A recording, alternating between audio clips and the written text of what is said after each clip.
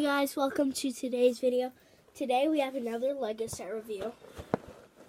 Today we are going to be reviewing the Golden Dragon from Ninjago Legacy. From Season 2 of Ninjago. Anyways guys, this is a new set, but it's based off of an old set. So yeah, right here you have Lloyd, the Golden Ninja.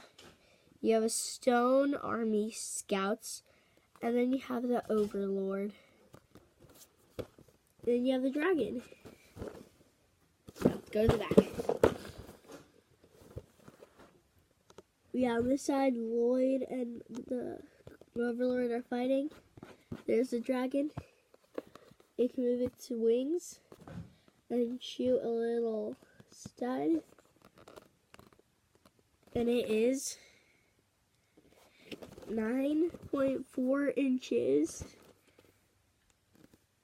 24 centimeters. Anyways, guys, yeah, ages 7 and up.